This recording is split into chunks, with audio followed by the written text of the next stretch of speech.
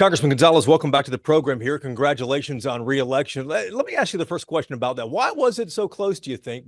Because it was just a razor-thin lead that you had at the end. Yeah, Jason, thanks for having me. It was so close because I happen to represent the toughest district in America. Texas 23 is absolutely brutal. It's larger than 30 states. It's 2 time zones. I really represent 4 different types of people. And I'd also say too, I'm a little early in politics. I'm not very good at the polished BS yet, and I hope I never get that way. So I got to do a little more listening to folks, but we work very, very hard. I worked very, very hard to deliver for my district in a real, tangible way for veterans. Of course, on the border, no one knew where Eagle Pass was, Del Rio, Uvalde, Sure. some of these places. We've worked very hard to represent our district. Let me ask you about the border because that's all the news right now. President Biden this week issuing that executive order that would limit the number or stop the number of asylum seekers, stop all asylum seekers from coming across if the number of immigrants exceeded 2,500 on any given day. Republicans pushing back against that. Some Democrats are as well. Why isn't that a good idea, at least to start?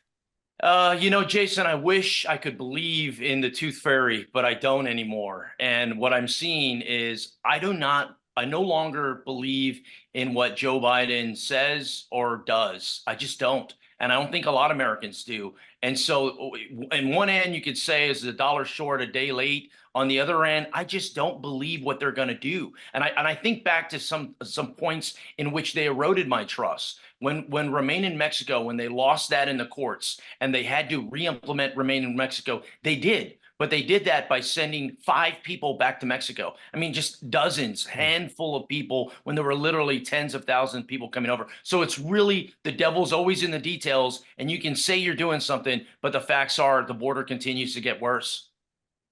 I want to ask you about what's happening across the border. Mexico elected a woman president, Claudia Sheinbaum. What are you personally expecting from her? And do you think any relationships will be changing with Texas and Mexico? I'm one of the few members that have met with Claudia before. I met with her a couple months ago in Mexico City. We had a very, I thought, fruitful conversation. And I essentially highlighted this.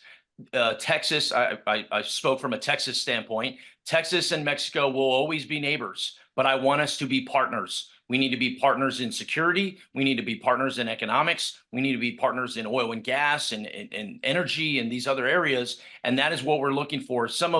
I think a lot of people are a little concerned with what direction Mexico heads in. I hope it's a positive direction. And I've constantly tried to build those relationships because Texas and Mexico have this bond that isn't going to go away anytime soon. But it's going to take elected leaders to say, hey, let's make this work. We need to work together to secure this border. Here earlier this week in San Antonio, there was yet another smuggling ring that was apprehended. The crisis is only spiraling. Mexico is a big key to ending this border crisis.